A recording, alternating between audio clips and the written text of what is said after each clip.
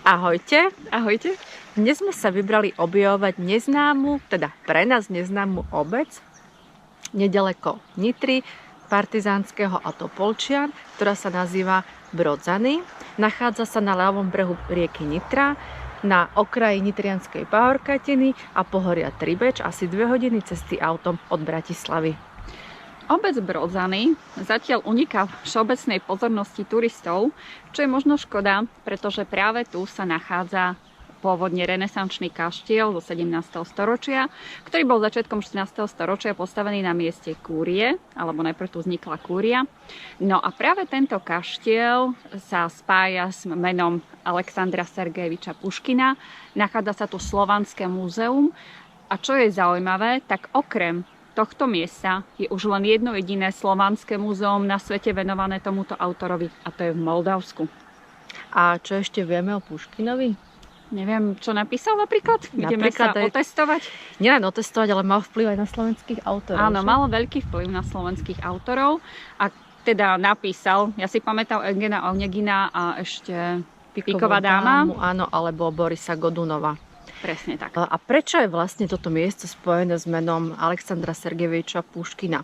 V roku 1844 sa kaštiel, ktorý môžete vidieť aj za nami, stal majetkom Gustava Friedenhofa, rakúskeho diplomata, ktorý pôsobil aj v Petrohrade. Ten sa po smrti svojej prvej manželky Natálie oženil s Alexandrou Gončarovou, ktorá bola švagrinou vtedy už zosnulého Alexandra Sergejeviča Puškina a oni mali spolu dceru Natáliu, ktorá v Brodzanoch veľmi dlho žila. Vlastne žila tu celý život. Áno, prežila tu celý svoj život. Ku kaštielu patrí ešte krásny anglický park, v ktorom sú vytvorené kaskady na rieke, ktorej meno si nepamätám, Geradza, tuším, na rieke Geradze. A okrem toho sa v parku nachádzajú busty slávnych slovenských autorov, ktoré vytvorili slovenskí výtvarníci a taktiež je tu socha Alexandra Sergejeviča Puškina samotného. Tie si všetky pozrieme ešte neskôr, zatiaľ sme videli iba Kolára. Áno. Vráťme sa k Natálii, ešte povedzme niečo o nej. Ideme sa vrátiť teda k Natálii, prečo je príbeh zaujímavý. Natália Gončarová bola krásna, nadpriemerne inteligentná, excentrická dáma, ktorá tu žila a volali ju takisto Belle of Vienna Society. Bola aj poetka, hudobníčka a taktiež zakladateľka dekadencie nielen na Slovensku, ale aj v Uhorsku. No a táto dáma, táto ľudová aristokratka bola natoľko excentrická, že si postavila nad obcov Letohrádok. V roku 1911 ho dala postaviť talianským architektom. A v tomto Letohrádku prežila teda svoju starobu najmä a bolo tam umiestnené aj veľa jej diel, pretože si zabudla povedať, že bola aj maliarka. Áno, tak si povedzme ešte niečo viac o Natálii. Bola aj tá poetka, maliarka, hudobnička a takisto, ako sme si už teraz povedali, tak v tomto Letohrádku boli uložené diela, vzácny nábytok, rôzne knihy a na terase Letohrádku bol umiestnený veľký hvezdársky ďalekohľad, ale tento Letohrádok sa pôvodne nazýval Babylon a služobníctvo jeho meno skomolilo na Babylon. Vítajte v Babylone.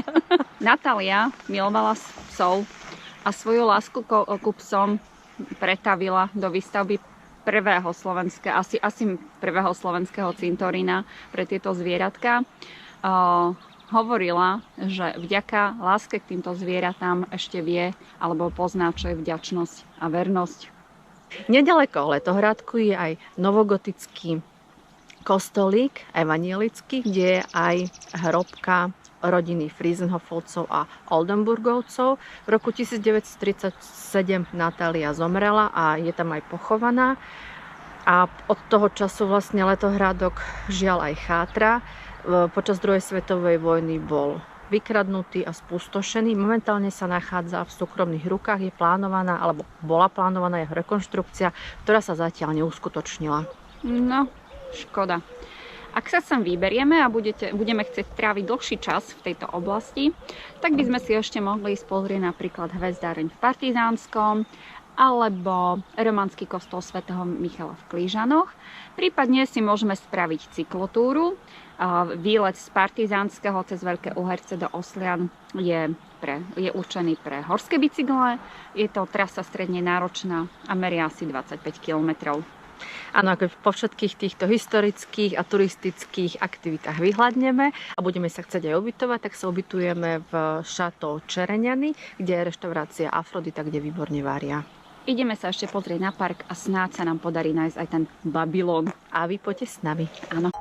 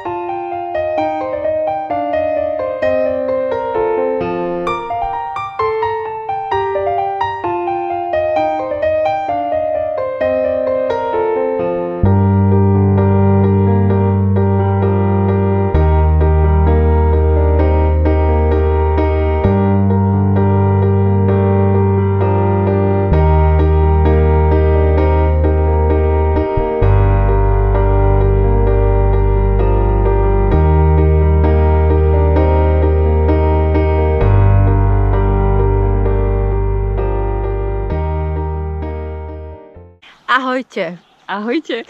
Dnes sme sa vybrali obhajovať našu diplomovú prácu. Dobre, teraz